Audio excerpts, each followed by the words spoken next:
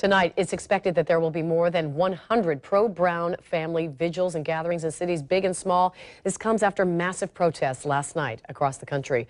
Aside from Ferguson and St. Louis, these are some of the major cities where demonstrators rallied. In New York and Chicago, thousands marched in the middle of some of the busiest streets. In Boston, some held hands and chanted outside the state capitol. In Oakland, California, protesters flooded highways. And right now, a new demonstration is being held here in Jacksonville. Channel 4's Tarek joins us live from Hemming Plaza. Tarek. Yeah, and despite the rain here at Hemming Plaza, members of the new Jim Crow movement, as you see behind me, have been protesting. They've been here for the past 15 minutes or so. They're going to protest today, tomorrow, and possibly even ramp it up if more police-involved shootings occur where young African-American males are killed.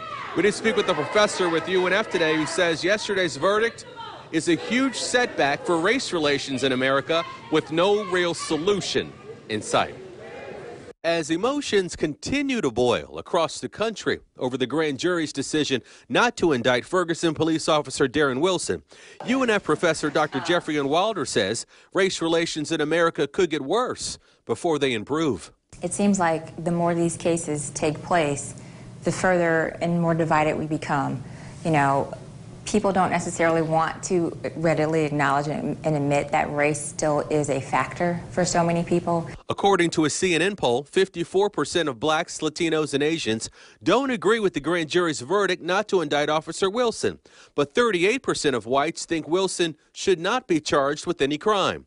Wilder points out that she thinks Officer Wilson may have been in fear for his life, but questions whether or not he would have chosen to shoot if Brown wasn't African American. There's this pervasive fear of black males, unarmed or not, because as of late, all of the black males who've lost their lives, in my mind, or at least the facts do state, that none of them were armed.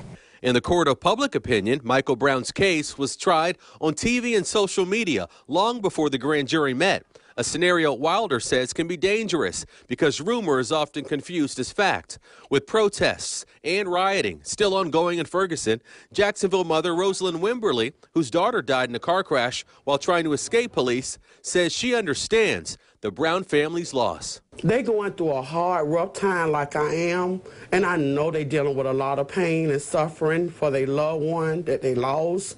But they don't need all this violence right now in their life. They really don't. How could they go forward with their life with all this violence going on every day about they want to kill the police, throw tear gas at each other, you know, burning up the places down there? It don't make no sense to me.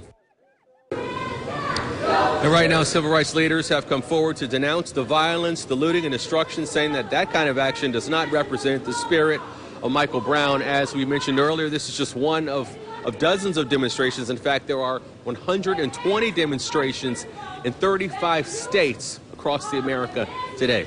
We're live here in Hemming Plaza. I'm Tarek Miner, Channel 4, the local station.